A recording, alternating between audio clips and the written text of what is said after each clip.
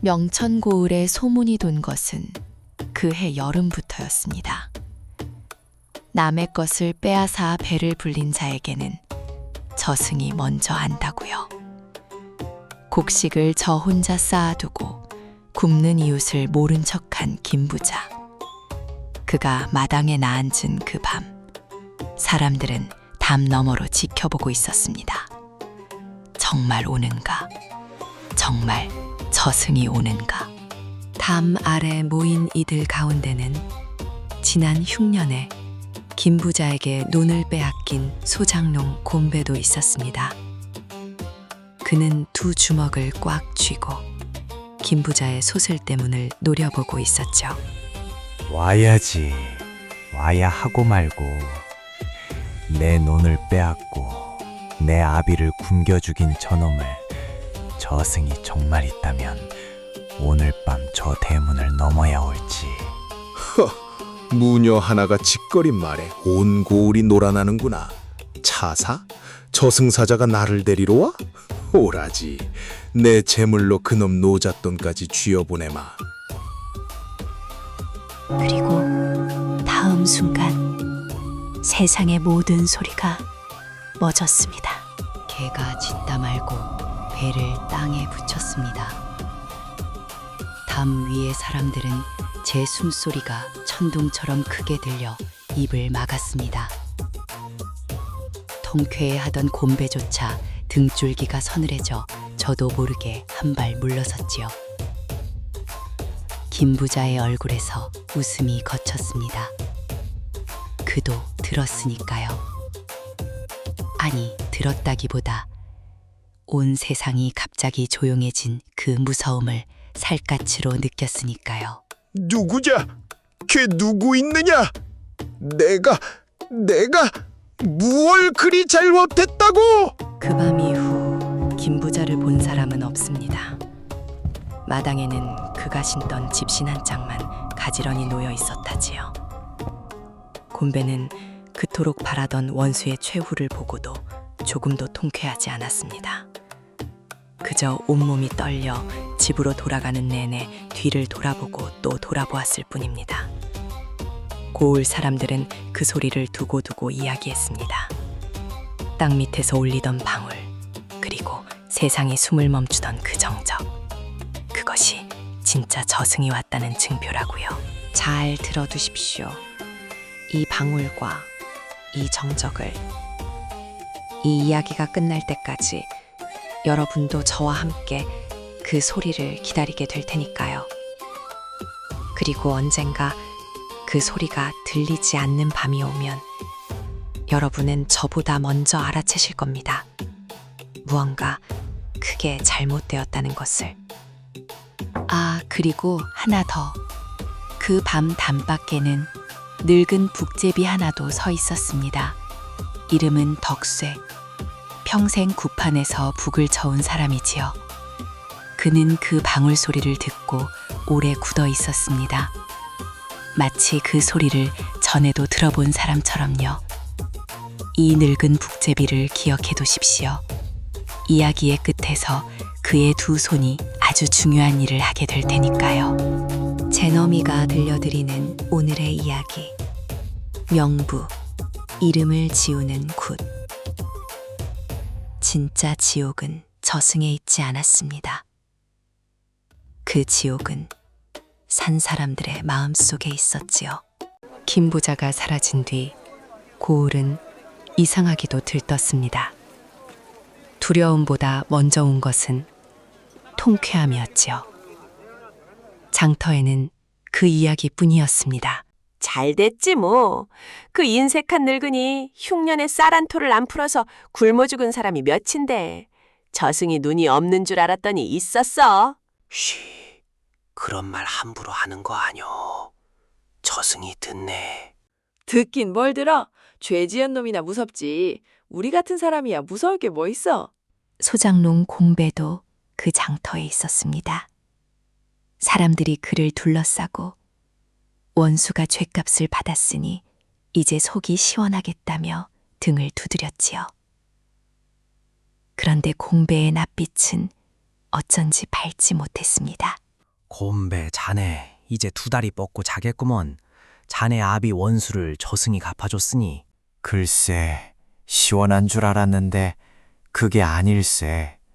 그날 밤 그 소리를 들은 뒤로 나는 밤마다 문고리를 붙들고 자네.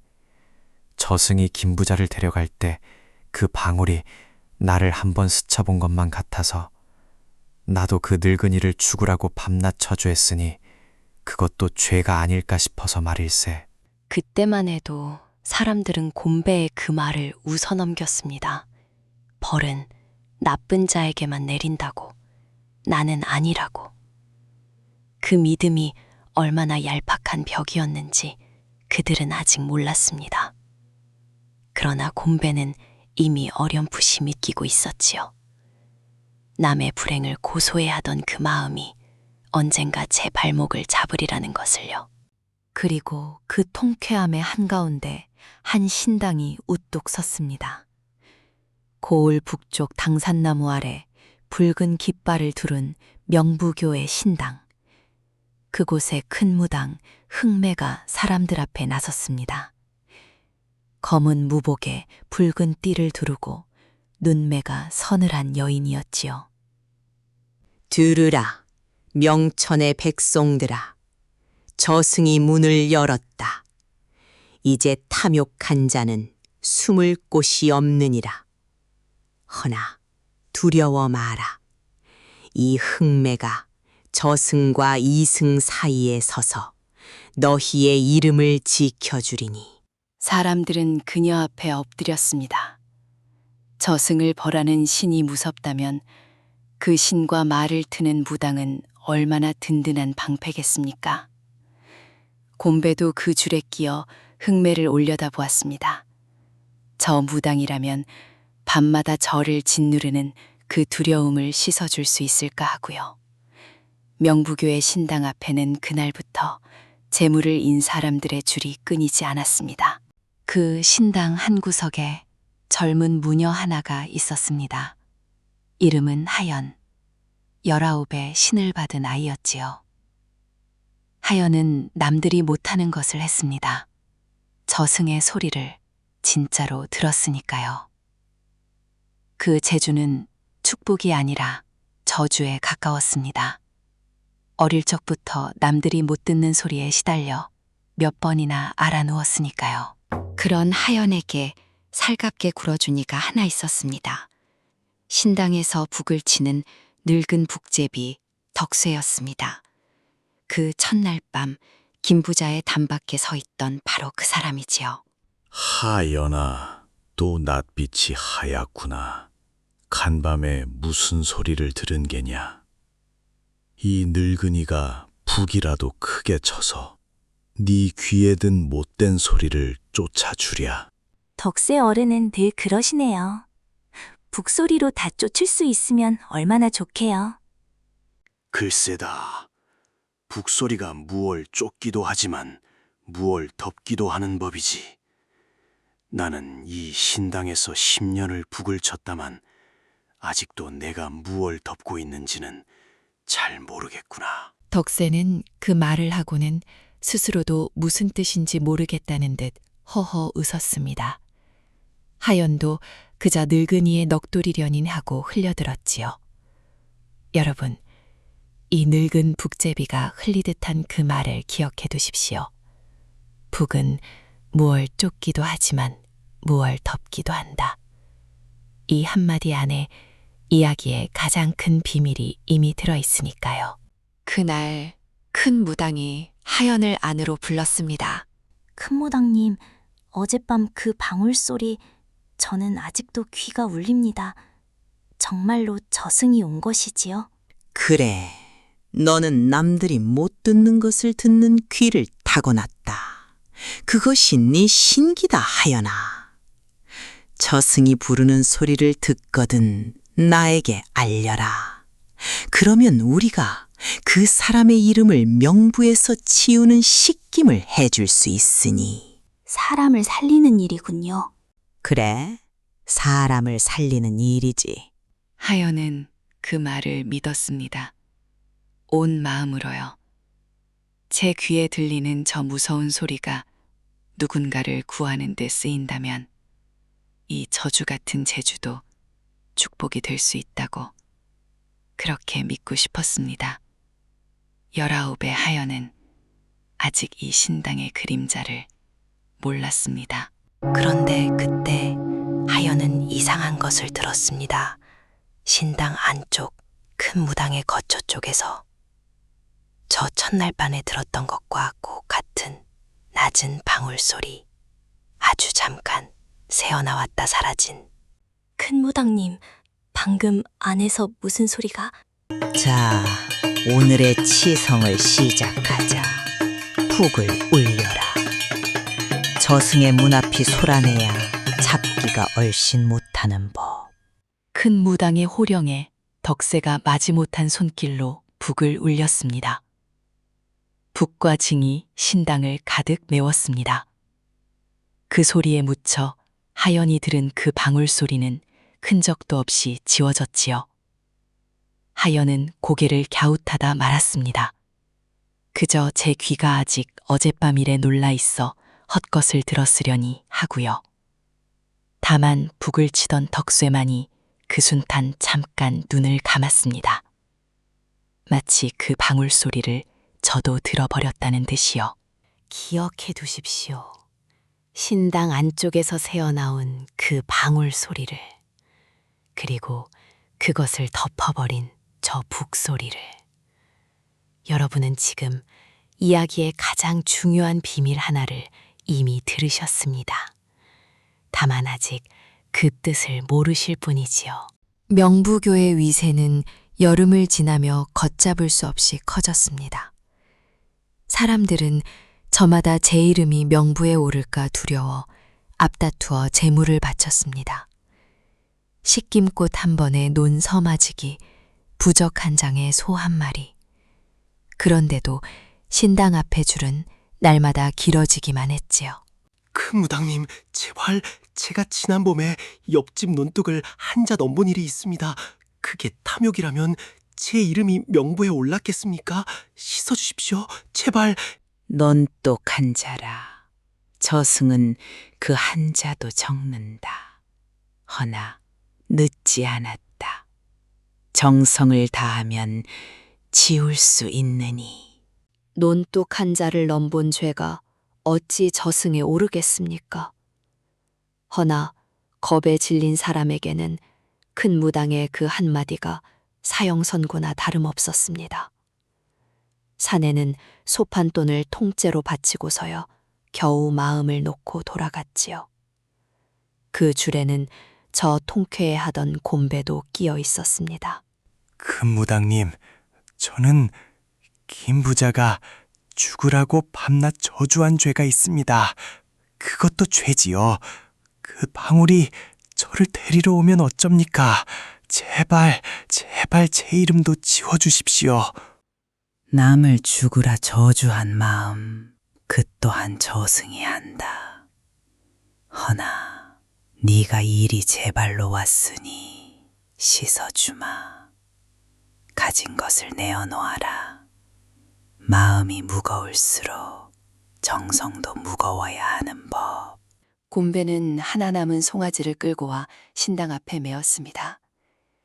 원수를 잃고도 두 다리 뻗지 못하던 그가 이제는 그 두려움을 씻겠다고 마지막 재산까지 바친 것이지요. 명부교는 그렇게 사람들의 통쾌함이 식은 자리에 피어난 공포를 먹고 자랐습니다. 그리고 그 재물의 절반은 고을 관아로 흘러들었습니다. 명천 현감 송가와 좌수 배가는 명부교의 든든한 뒷배였지요. 무당은 관을 보호막 삼고 관은 무당의 재물을 나눠 가졌습니다. 저승의 이름을 판 장사는 그렇게 이승의 권력과 손을 잡았습니다. 큰 무당, 이번 달 상납이 지난달만 못하구려. 처승이 요새 한가한 게요? 현감날이 처승이 한가하면 만들면 됩니다. 탐욕한 자야 이 고을에 쌓이고 쌓였으니. 큰 무당의 그 배포가 아주 든든하외다. 혼대 만드는 김에 요 아래 윤진사 그 영감도 한번 손을 가주시구려. 그 곡간이 어찌나 넘치는지 눈꼴이 시어서 원. 윤진사라 좌수나리께서 그리 말씀하시니 마음에 새겨두지요. 만들면 된다. 저승을. 그리고 윤진사의 이름이 그 탐욕한 자들의 입에 처음으로 오르내렸습니다. 하연은 그 말을 듣지 못했습니다. 만약 들었다면 19의 그 믿음이 그날로 무너졌을지도 모르지요. 가을로 접어들며 하연은 큰 무당을 따라 씻김에 나섰습니다. 큰 무당이 저승의 방울이 울렸다 지목한 집을 찾아가 그 이름을 지우는 굿을 하는 일. 하연은 제가 사람을 살린다고 믿었습니다. 그 가을에만도 하연이 씻김을 올린 집이 여럿이었지요. 그중 세 사람의 이야기를 여러분께 들려드리겠습니다.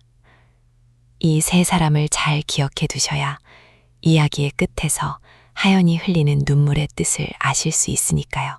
첫 번째는 한 늙은 노파였습니다. 큰 무당이 방울이 울렸다 한 집이지요. 그런데 이상한 것이 있었습니다.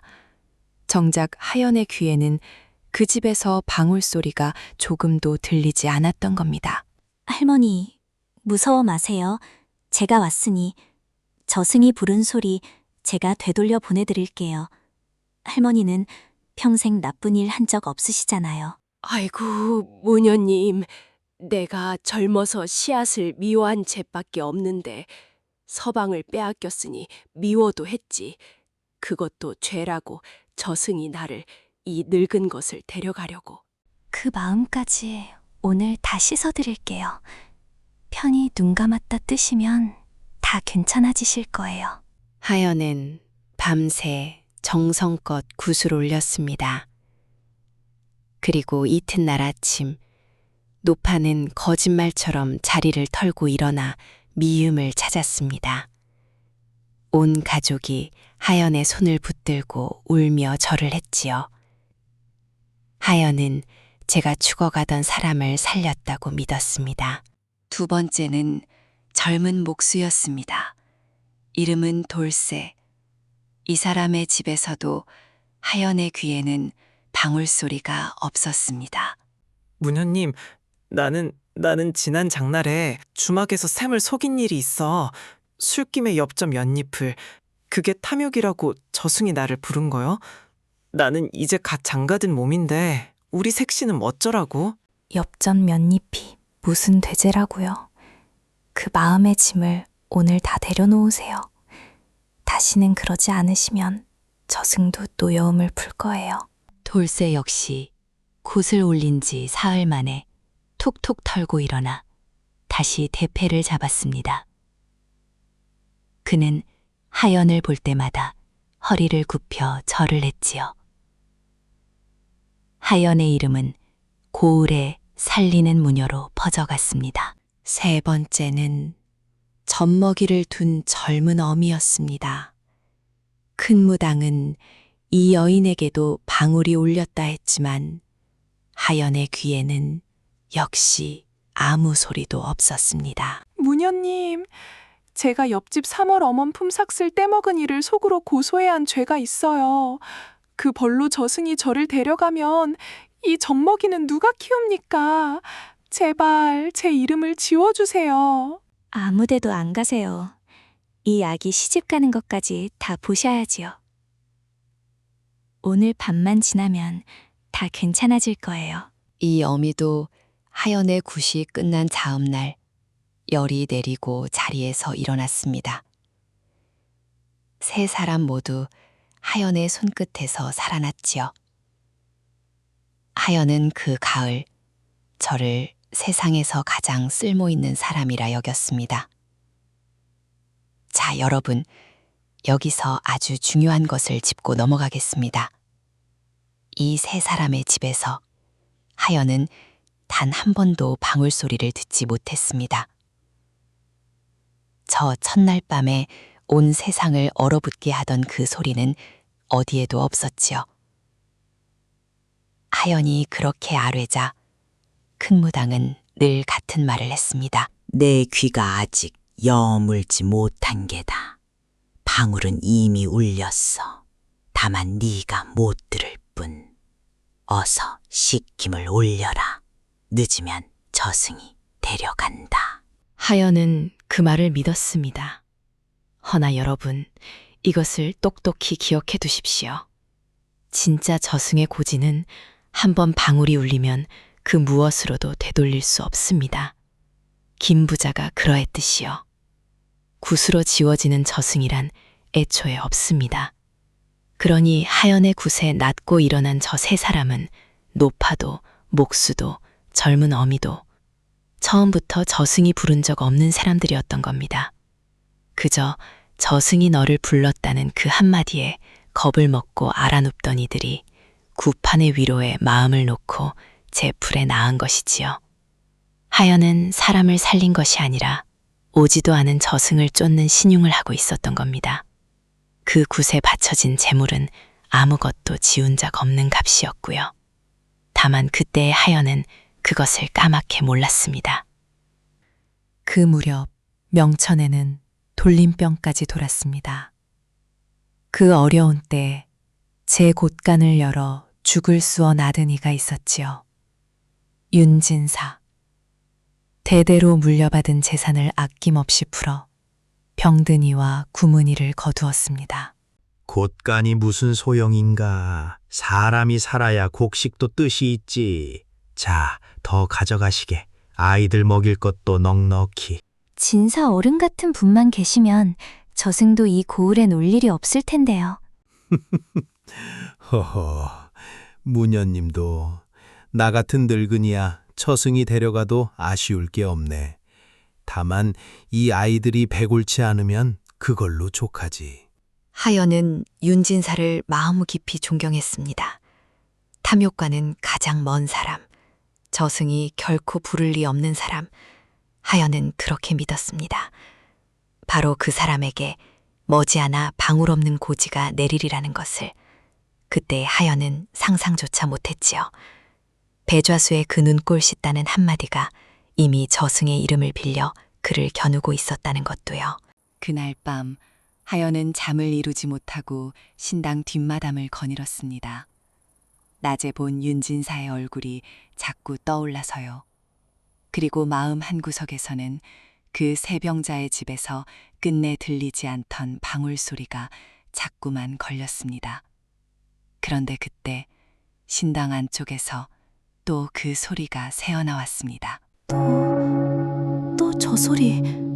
저건 분명 저승의 방울인데 병자들 집에선 그렇게 안 들리던 소리가 어째서 신당 안에서.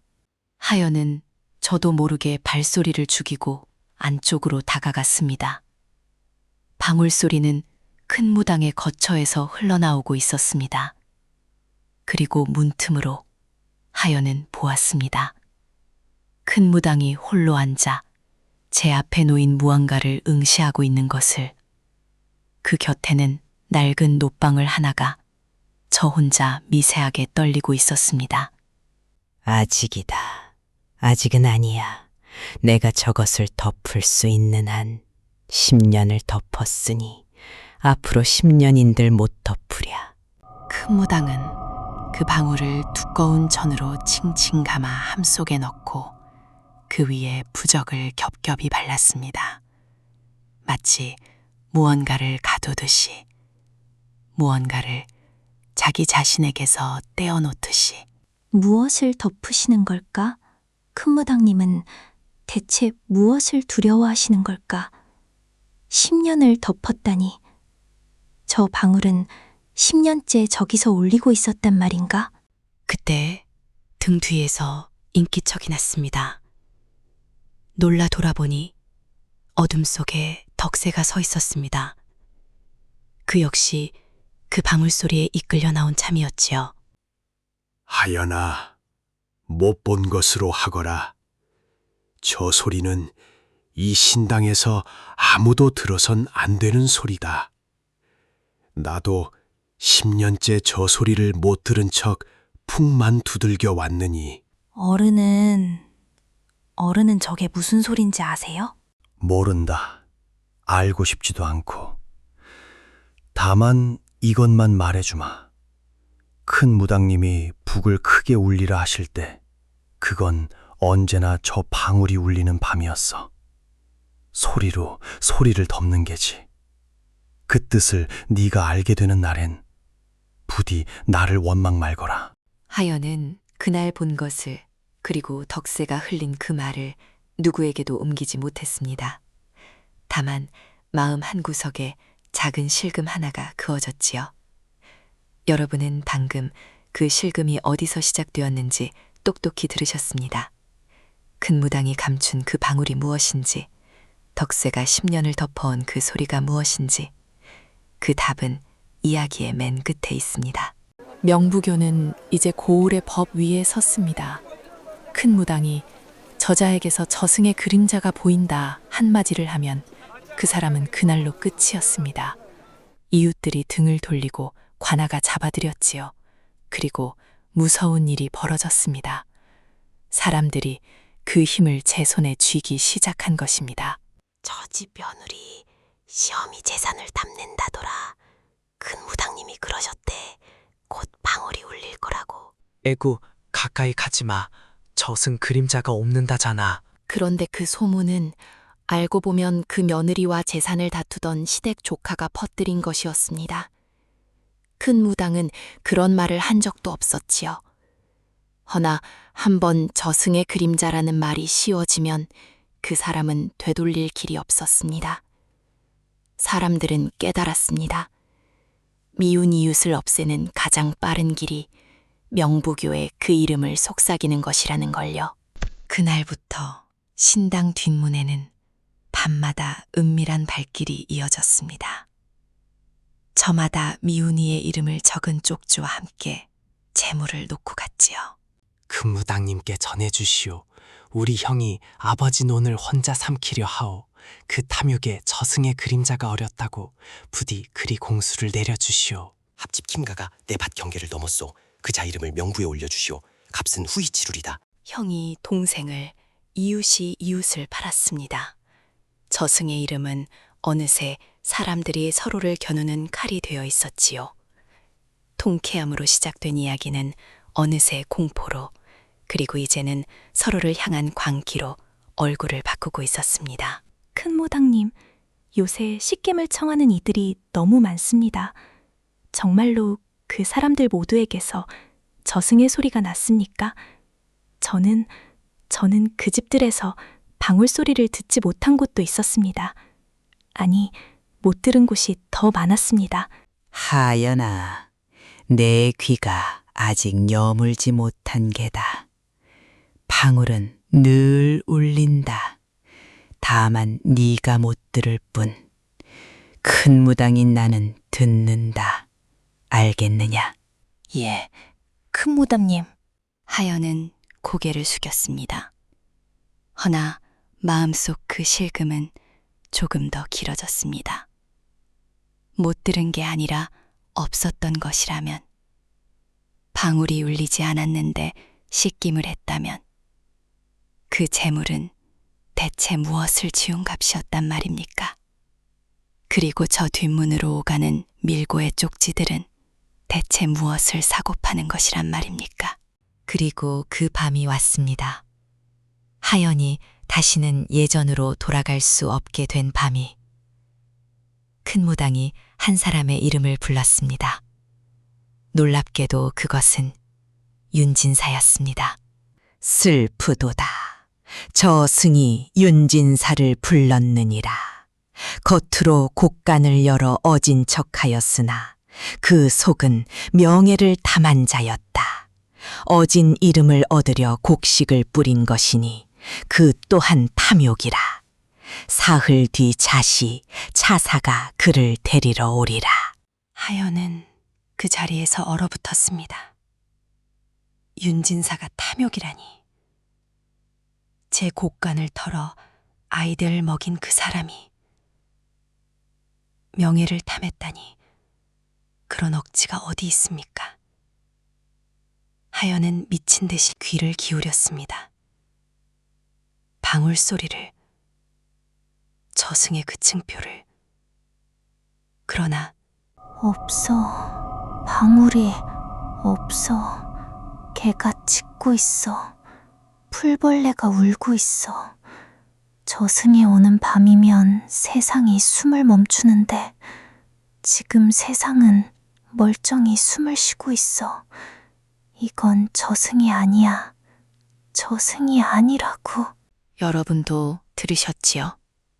방울이 없습니다. 정적이 없습니다.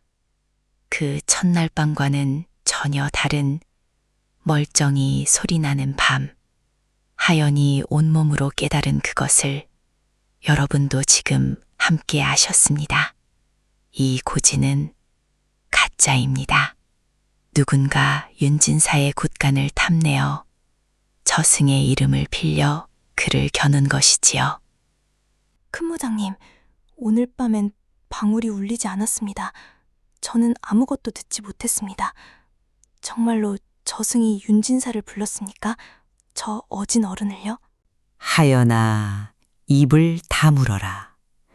네가 못 듣는 것을 없다 하지 마라. 한 번만 더 그 입을 놀리면 다음 방울은 네 이름 앞에서 울릴 것이다. 하연은 입을 다물 수밖에 없었습니다. 그리고 그 밤 고을 사람들의 반응은 하연을 더욱 절망케 했습니다. 어진 윤진사가 저승에 불렸다는 그 소식에 사람들은 슬퍼하기보다 먼저 수근거렸으니까요. 세상에 윤진사가 명예를 탐한 자였다니. 하기야 곡간을 그리 열어 젖힌 것도 다 이름값 얻자는 수작이었나 보지. 그 어른이 아니었으면 이번 돌림병에 굶어 죽을 뻔한 게 몇인데 사람들 입이 참으로 무섭구나. 어제까지 절하던 일을 오늘은 손가락질하니. 어제까지 은인이라 절하던 이를 저승이 불렀다는 한마디에 하루아침에 탐욕한 자로 만들어버리는 것.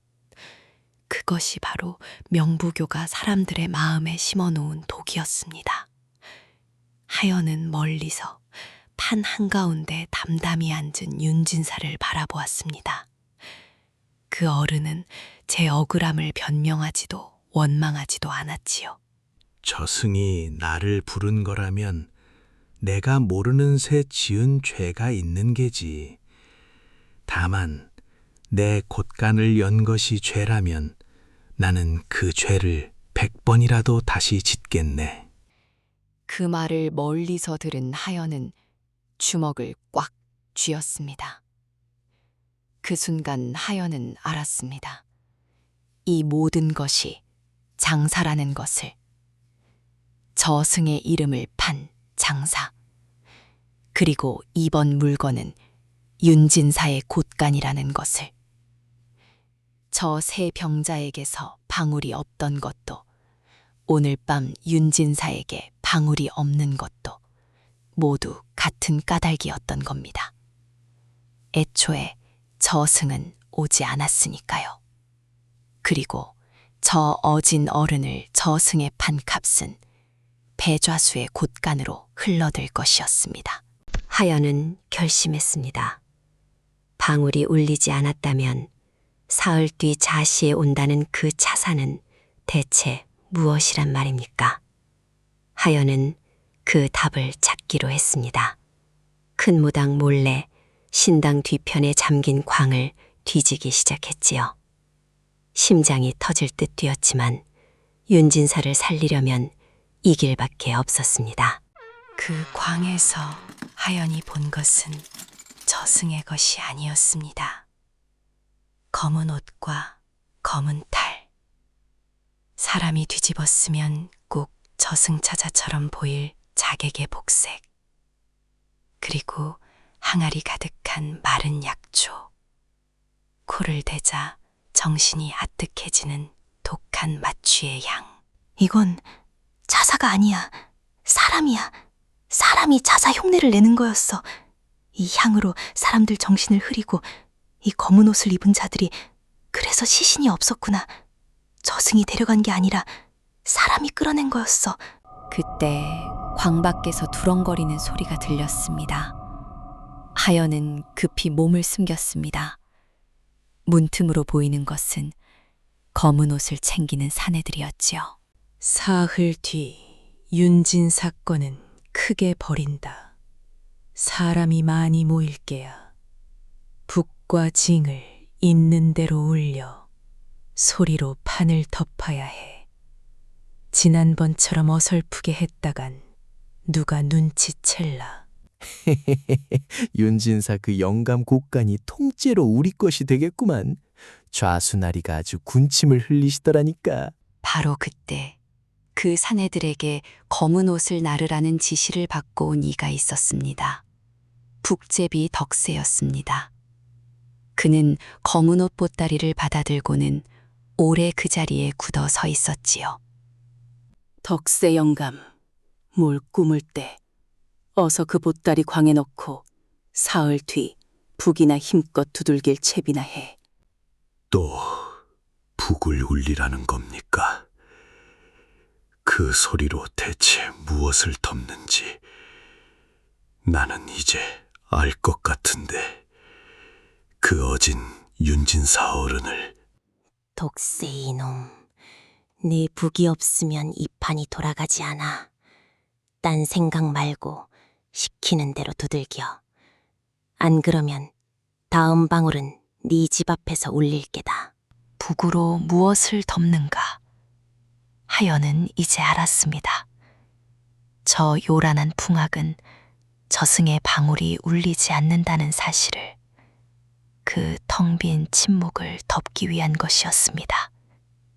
진짜 저승이 오지 않았음을 아무도 듣지 못하게 하려고 소리로 소리를 죽이는 것이었지요. 그리고 하연은 보았습니다. 그 몹쓸 짓의 한복판에서 늙은 덕세가 괴로워 떨고 있다는 것을요. 하연이 진실에 다가서는 동안 고을은 지옥으로 변해갔습니다. 저승이 언제 제 이름을 부를지 모른다는 공포가 사람들을 미치게 만들었지요.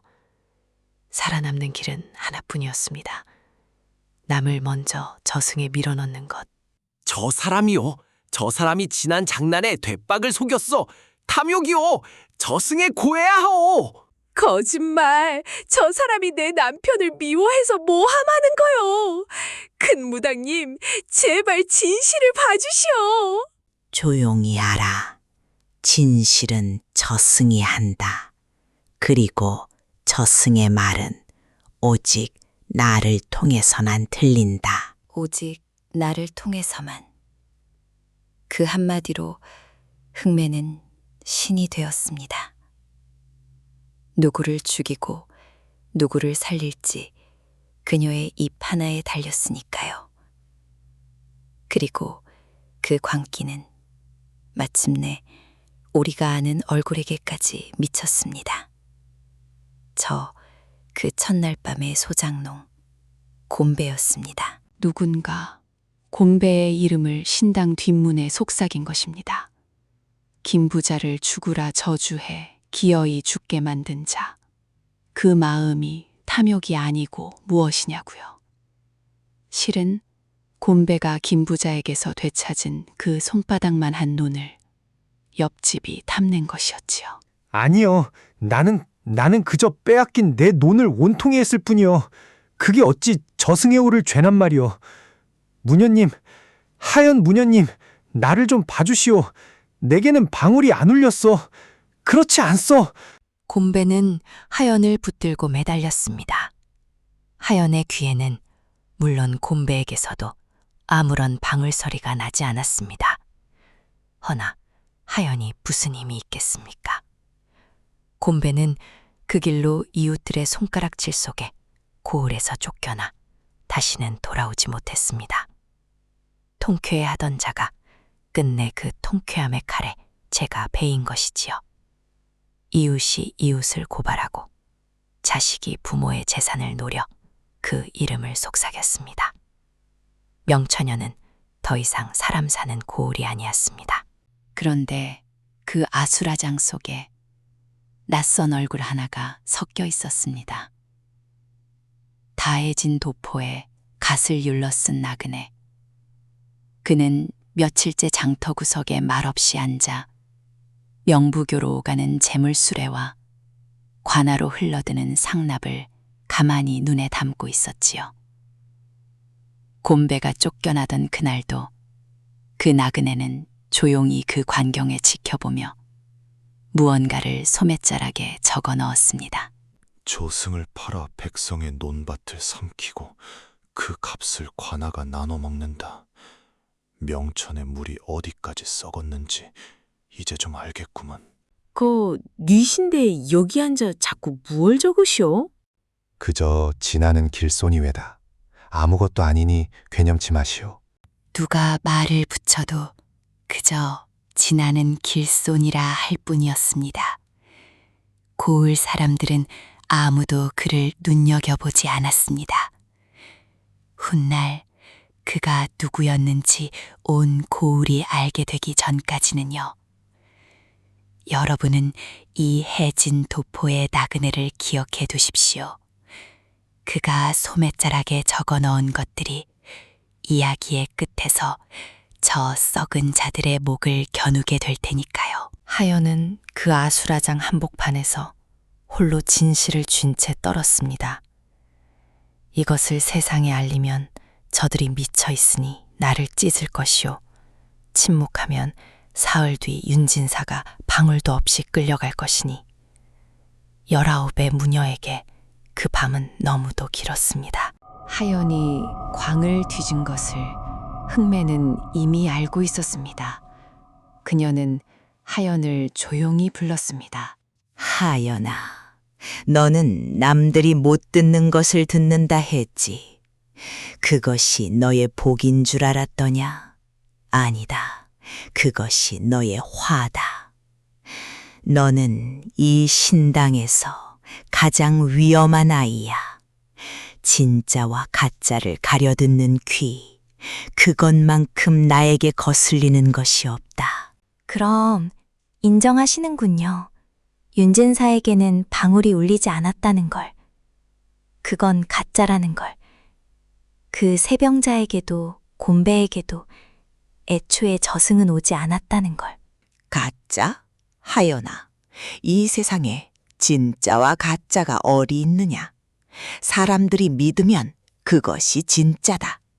저승이 진짜라 믿게 만드는 것, 그것이 내 힘이야. 너는 그 힘을 거스르려 하는구나. 그렇다면 너도 그 힘 아래 눕는 수밖에.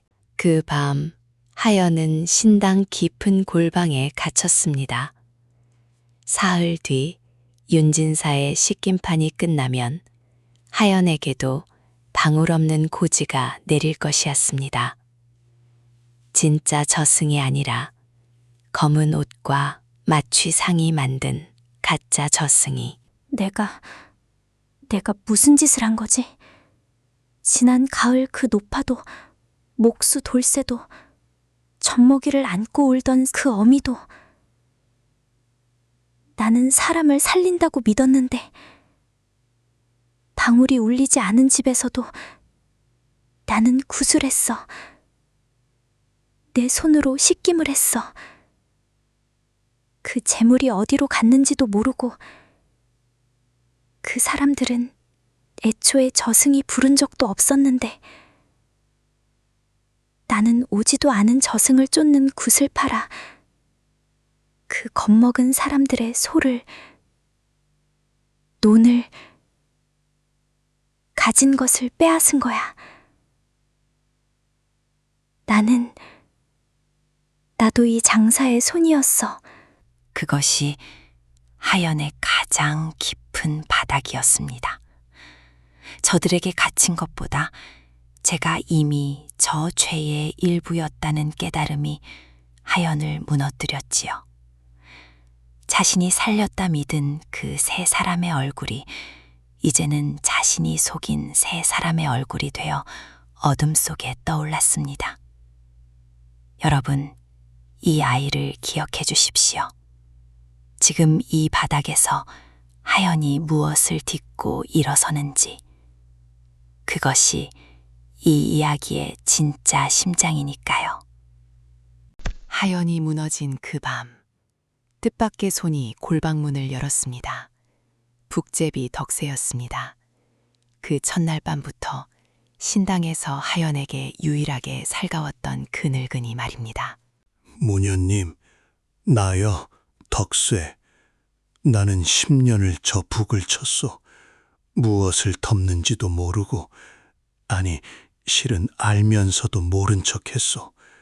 큰 무당 거처에서 새어나오던 그 방울 소리를 나도 10년째 들어왔으니까. 한데 무녀님이 광을 뒤진 뒤로 나는 더 이상 못 본 척할 수가 없게 됐소. 내 북소리가 사람 잡는 소리였다는 걸, 저 어진 윤진사까지 잡는 소리였다는 걸, 이 늙은이가 이제와 무얼 할 수 있겠소만 무녀님만은 이 손으로 내보내 드리고 싶소. 덕세어른, 어른도 저와 같으셨군요. 모르고 지은 죄, 알면서도 눈 감은 죄.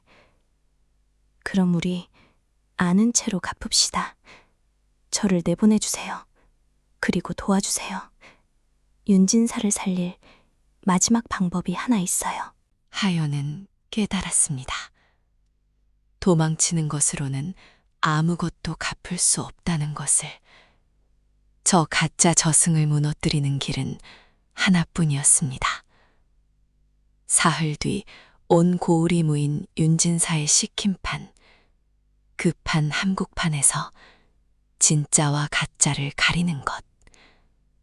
방울이 울리지 않음을 모두의 귀에 들려주는 것. 덕세어른, 그날 판에서 제 신호가 있거든. 북을 멈춰주세요. 딱 한순간이면 돼요. 어른의 북은 10년간 그 침묵을 덮어왔지만 이번엔 어른의 북이 멈춰서 그 침묵을 드러낼 거예요. 북이 멈추면 사람들은 듣게 될 거예요. 저승의 방울이 울리는지 울리지 않는지를. 소리로 덮은 거짓은 소리를 멈추면 드러나니까요. 10년을 두들긴 이 북으로 마지막에 그런 일을 할 수 있다면 이 늙은 손이 그날 딱 한 번은 옳은 일을 하리다. 지난날 하연을 가둔 것은 두려움이었습니다. 그러나 이제 하연을 움직이는 것은 죄를 갚겠다는 마음이었지요. 가장 낮은 바닥을 딛고 하연은 일어섰습니다. 그리고 그 곁에는 10년 만에 처음으로 옳은 일을 하려는 늙은 북제비가 있었습니다. 사흘 뒤 자시, 그 판을 향해서요. 사흘은 빠르게 흘렀습니다. 골방을 빠져나온 하연이 사라진 것을 두고 흑매는 코웃음을 쳤습니다. 겁먹은 계집 하나가 고을을 등지고 달아났으려니 여긴 것이지요. 설마 그 아이가 온 고을이 모인 판 한복판에 제 발로 나타나리라고는 큰 무당도 미처 생각지 못했습니다. 덕세는 아무 일 없다는 듯 판채비를 하며 여느 때처럼 북가죽을 메었습니다. 10년을 하루같이 북을 매던 그 늙은이를 누구도 의심하지 않았지요. 하연과 덕세는 그 사흘 동안 신당광에 감춰져 있던 것들을 하나씩 빼돌렸습니다. 자사 흉열 내던 검은 옷과 탈, 정신을 흐리는 마취향, 그리고 하나 더, 10년 북제비 덕세만이 그 자리를 알던 명부교가 갈취한 재물과 관아로 흘려보낸 상납을 낱낱이 적은 장부까지요. 이걸 보시오, 무녀님. 흑매가 이걸 어찌나 아꼈는지, 누구에게서 무얼 뜯어냈는지, 그 절반을 송연감과 배좌수에게 어찌 나눴는지 낱낱이 적혀 있소. 나는 이걸 10년을 지켜만 봤소. 이제야 이 늙은 손이 이걸 옳은 곳에 쓰게 되는구려. 이건 저승이 아니라 사람의 법으로 저들을 벌할 물증이에요. 시킴판에서 진실을 드러내도 송영감과 배좌수는 저승이 데려가지 않아요. 그 죄는 이 장부가 갚게 할 거예요. 그리고 시킴판이 열리는 밤, 자시가 오기까지 남은 시각을 하연은 종소리로 세었습니다. 초경이 지났어. 자식까지 이제 두 번의 종. 윤진사 어른은 판 한가운에 앉아 계셔. 사람들은 저승이 그분을 데려가는 걸 구경하러 모였고, 저들은 오늘 밤 그 향을 피우고 검은 옷을 입고 어른을 끌어낼 거야. 그 전에 내가 먼저. 무녀님, 나는 괜찮네. 이 늙은이 하나 저승 가는 게 대수인가?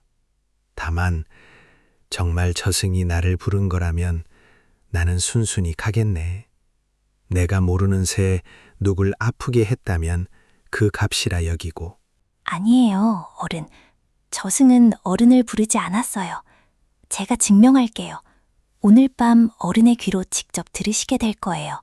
이 판에 방울이 울리는지 아닌지를. 조금만 믿고 기다려주세요. 종이 3번 울렸습니다. 자시가 코앞이었습니다. 하연은 군중 속에 몸을 숨긴 채 두건을 눌러쓰고 있었습니다. 심장이 북처럼 뛰었지요. 만약 저 신호가 늦거나 덕수의 손이 떨려 북을 멈추지 못한다면 윤진사는 그 길로 끌려갈 것이요. 저 자신도 끝이었습니다. 딱 한순간이면 돼. 북이 멎는 그 한순간. 사람들이 귀를 여는 그 한순간이면. 덕세 어른, 부디 손이 떨리지 마세요. 어른의 그 손이 하실 마지막 옳은 일을 제가 믿습니다. 군중 저편에서 덕세가 하연 쪽으로 아주 잠깐 고개를 끄덕였습니다. 준비가 되었다는 신호였지요. 그 작은 끄덕임에 하연은 겨우 숨을 골랐습니다. 명천에 온 백성이 윤진사의 집 마당을 가득 메웠습니다. 큰 무당 흑매가 붉은 무복을 떨쳐 입고 판 위에 올랐지요.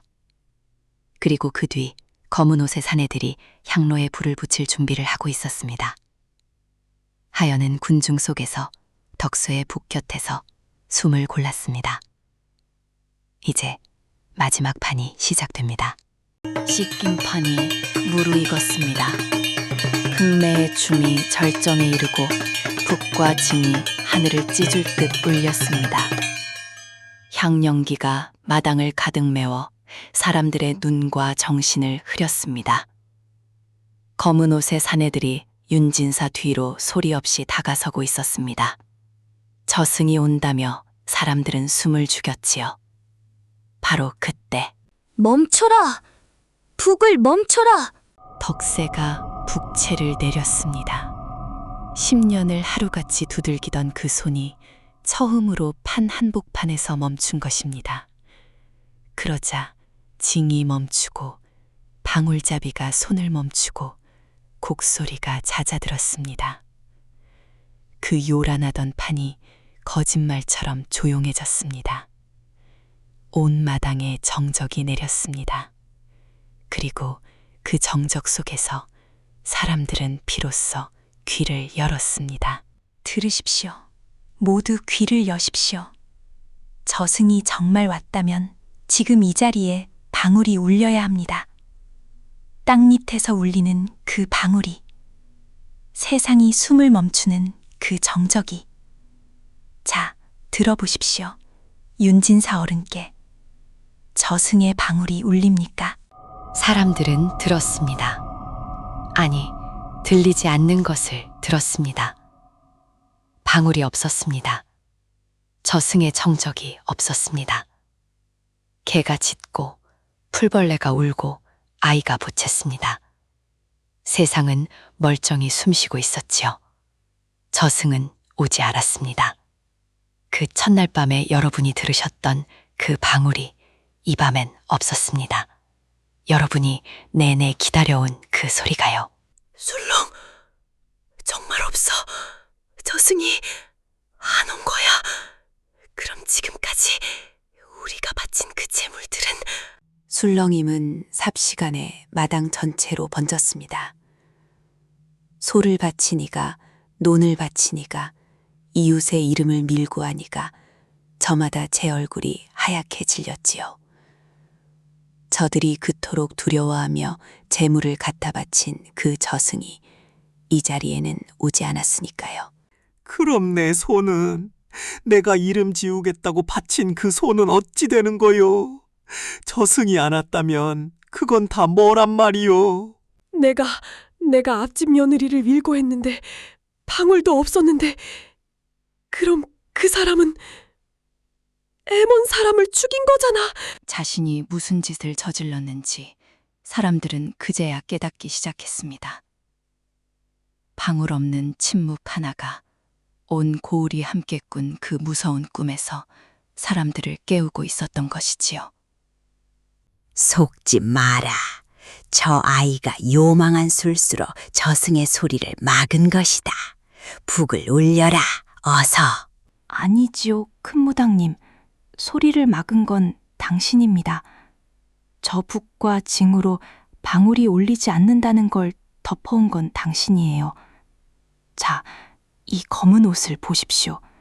이 마취향을 보십시오. 당신의 광에서 나온 겁니다. 이것이 당신의 저승차사입니다. 하연이 증거를 내던지자 마당이 뒤집혔습니다. 검은 옷, 마취향, 그리고 방울 없는 침묵. 사람들은 그제야 깨달았습니다. 저들이 두려워하던 저승이 실은 사람의 손으로 만든 연극이었다는 것을. 흑매의 얼굴이 처음으로 일그러졌습니다. 그리고 바로 그때 무서운 일이 벌어졌습니다. 10년 세월 흑매가 북과 증으로 덮고 또 덮어온 소리. 천으로 감고 부적으로 봉해두었던 그 소리가 이제 덮개가 걷히자 스스로 터져 나온 것입니다. 하연이 북을 멈추게 한 그 정적이 10년을 눌려온 그 소리를 마침내 풀어준 것이지요. 방울이 울렸습니다. 진짜 방울이. 온 마당의 소리가 개도 풀벌레도 아이 울음도 뚝 멎었습니다. 저승의 정적이 내렸습니다. 사람들은 소름이 돋아 숨을 죽였습니다. 진짜가 온 것입니다. 그런데 그 방울은 윤진사에게로 향하지 않았습니다. 저 방울, 저 소리, 그날 밤 신당 안쪽에서 새어나오던 큰 무당님이 천으로 감아 함 속에 가두던 그 방울, 10년을 덮어왔다던 그 소리. 큰 무당님, 그건 다른 누구의 것도 아니었군요. 처음부터 당신 것이었어요. 아니야. 나는 아니야. 나에게 오는 게 아니야. 저리 가. 나는 저승과 말을 트는 사람이야. 방울은 흑매의 발밑에서 울렸습니다. 세상이 숨을 멈춘 그 정적이 그녀를 감쌌습니다. 여러분, 기억하십니까? 신당 안쪽에서 새어나오던 그 방울 소리를 금무당이 천으로 감아 함 속에 가두고 부적으로 봉하고 북소리로 덮어온 그 소리를 10년째 새어나오던 그 소리를요. 그것은 다른 누구의 것도 아니었습니다. 흑매 자신에게 내린 진짜 저승의 고지였습니다. 이 고을에서 가장 크게 탐한 자, 저승의 이름마저 돈으로 판 자, 그 최고의 탐욕에게 저승은 진작부터 방울을 울리고 있었던 것입니다. 그녀는 제 발밑에 그 방울을 덮으며 남의 이름을 팔아온 것이지요. 진짜 고지는 한 번 울리면 그 무엇으로도 못 되돌린다 했지요. 흑매는 10년을 그 소리를 덮었을 뿐 단 한 번도 지운 적이 없었던 겁니다. 내가 덮었어. 10년을 덮었어. 나는 저승보다 강했어. 그런데 왜 지금?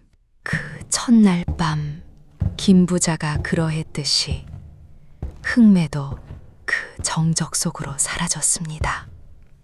판 위에는 그녀가 떨쳐 입었던 붉은 무복 한 자락만 남았습니다. 저승은 속지 않았습니다. 사람은 저승마저 속여 팔았지만 저승은 끝내 가장 크게 탐한 자를 잊지 않았습니다. 큰 무당이 사라진 뒤 명부교는 하루아침에 무너졌습니다. 저승의 이름을 팔던 신당은 텅 비었고 붉은 깃발은 거쳤습니다. 그러나 하연은 알고 있었습니다. 진짜 심판은 아직 남았다는 것을. 저승이 아니라 사람의 법으로 물어야 할 자들이 있었으니까요. 명부교와 재물을 나눠 가진 송연감과 배좌수. 이들은 저승이 데려가지 않았습니다. 이들은 산자의 죄였고 산자의 법으로 갚아야 했습니다. 그리고 그때 저 장터 구석에 말없이 앉아있던 해진 도포의 나그네가 마침내 제 정체를 드러냈습니다. 암행어사 출두여! 그동안 명천의 썩은 물을 낱낱이 지켜보았노라! 송가 배가는 저러라! 저승을 팔아 백성을 겁박하고 그 재물을 나눠 가진 죄 결코 가볍지 않다! 장터의 그 나그네가 실은 암행어사였던 것입니다. 그는 명천의 소문이 흉흉하다는 장계를 받고 이미 여러 날 고을을 염탐하고 있었지요. 그의 소매자락에는 그간 눈에 담은 죄상이 빼곡했고 이제 하연과 덕세가 빼돌린 장보가 그 손에 더해졌습니다. 저승의 이름을 판 장사의 장보가 이승의 법정에 오른 것입니다. 여기 이 장부에 누구의 논밭을 어찌 빼앗고 그 절반을 어찌 나누었는지 낱낱이 적혀 있다. 파직하여 문초하고 갈취한 재물은 낱낱이 백성에게 돌려주라. 송연감과 배좌수는 관을 벗고 오랏줄에 묶였습니다. 피 한 방울 흐르지 않았지만 그것으로 좋겠습니다. 이 이야기의 심판은 목숨을 빼앗는 것이 아니라 빼앗긴 것을 돌려주는 데 있었으니까요. 갈취당한 논밭과 곡식이 본래 주인에게 돌아갔습니다. 명부교의 소를 논을 바쳤던 이들이 제 것을 되찾았지요. 방울 없는 고지로 끌려갈 뻔한 윤진사는 누명을 벗고 다시 곳간을 열었습니다. 무녀님, 이 늙은이를 살린 건 무녀님이요. 아니, 온 고을을 살렸소. 저 요란한 소리 속에서 소리 없는 진실을 들려준 사람은 무녀님 뿐이었소. 아닙니다, 옳은. 저는 오래 눈 감고 있었는걸요. 제 손으로 지은 이름들이 아직도 저를 붙잡습니다. 그 노파도, 목수 돌쇠도, 젖먹이 안고 울던 그 어미도 저는 그 이름들에게 갚아야 해요. 남은 평생을 다해서. 그리고 하연은 서로를 밀고 했던 이웃들을 한자리에 불렀습니다. 미워하고 고발하고 등을 돌렸던 사람들을요. 고을에서 쫓겨났다 돌아온 소장농 곰배도 그 자리에 있었습니다. 여러분을 미치게 한 건 저승이 아니었습니다. 서로를 두려워한 우리 마음이었지요. 남이 끌려가는 걸 통쾌해하다 어느새 제가 끌려갈까 벌벌 떨며 이웃을 팔았던 그 마음 말입니다. 이제 그 두려움을 씻읍시다. 진짜 씻김은 죽은 이를 보내는 것이 아니라 산 사람들이 서로를 다시 마주보는 일이니까요. 무녀님, 나도 남의 불행을 고소해했던 사람이요. 그 벌을 톡톡히 받았지요. 이제야 알겠소. 남을 저주하던 그 마음이 결국 나를 저주하고 있었다는 걸. 하연은 원혼을 위한 씻김꽃을 울렸습니다. 방울 없는 가짜 구지로 억울하게 끌려간 이들, 그리고 그 첫날 밤의 김부자마저도. 미움으로 갈라졌던 고을은 그 굿 앞에서 조금씩 서로를 향해 돌아섰습니다. 그리고 그 굿의 북은 늙은 덕쇠가 쳤습니다. 10년간 거짓을 덮던 그 북이 이제는 사람들의 상처를 어루만지는 소리를 내고 있었지요. 모든 것이 끝난 저녁, 하연은 텅 빈 신당 자리에 홀로 앉았습니다. 붉은 깃발이 거친 당산나무 아래에서요. 저승은 진짜였어. 방울도 정적도 진짜였지. 그런데 저승은 탐욕한 자 하나를 데려가는데 그쳤을 뿐이야. 이 고을을 진짜 지옥으로 만든 건 저승이 아니었어. 서로를 밀고 하고 미워하고 남의 이름을 팔아 제 이름을 지키려던 사람의 마음이었어. 저승보다 무서운 건 언제나 사람이었던 거야. 하연은 제 귀를 어루만졌습니다. 남들이 못 듣는 것을 듣는 귀. 한때는 화라 여겼고 한때는 복이라 믿었던 그 귀. 이제 하연은 알았습니다.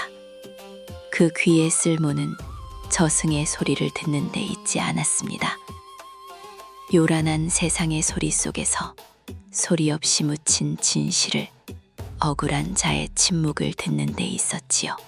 문현님, 이 늙은 북제비도 이제 이 신당을 떠나려 하오. 10년을 거짓을 덮던 북인이 이젠 옳은 소리나 내며 떠돌아야지. 문현님 가는 길에 이 북소리가 필요하거든 언제든 부르시오. 어른의 북이라면 어디든 든든하지요. 그날 판에서 북을 멈춰주신 그 한순간이 온 고을을 살렸는걸요.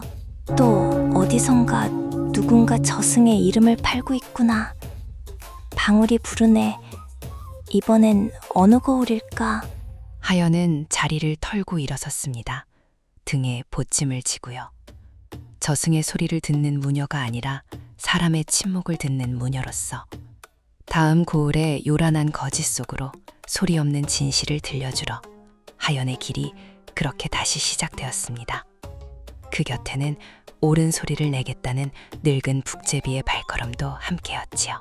오늘 이야기는 여기까지입니다.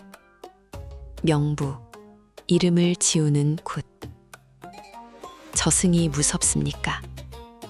아니지요. 정말 무서운 건 두려움에 사로잡혀 서로를 팔던 사람의 마음이었습니다. 남이 저승에 끌려가는 걸 통쾌해야 하다. 어느새 제가 끌려갈까 벌벌 떨던 그 마음 말입니다. 저 소장농 곤배가 그러했듯이요. 여러분 곁에도 요란한 소리로 진실을 덮으려는 이가 있을지 모릅니다. 무서운 말로 겁을 주어 여러분의 것을 빼앗으려는 이가요. 그럴 때는 잠시 그 소리를 멈추고 귀를 열어보십시오. 저승의 방울이 정말 울리는지 아니면 그저 누군가 북을 두드려 침묵을 덮고 있는 것인지. 소리로 덮은 거짓은 소리를 멈추면 드러나기 마련입니다. 부디 요란함에 속지 않는 밝은 귀 하나 지니고 사시길. 오늘 밤도 평안하시고요. 이야기 들려드리는 제너미였습니다.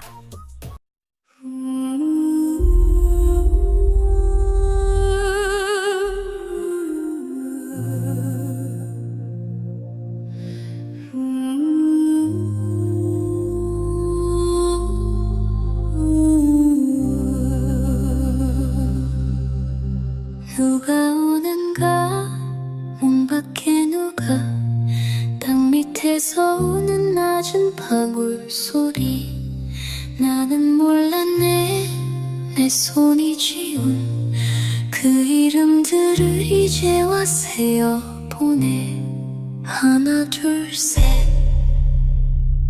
덮은 소리 끝내 울리네 지운 이름 끝내 돌아오네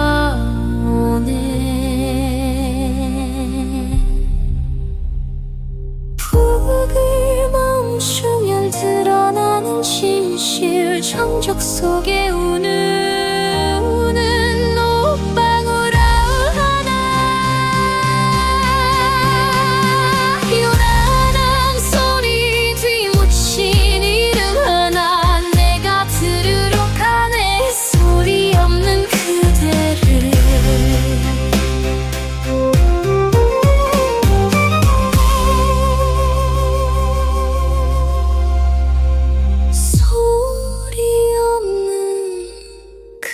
시계를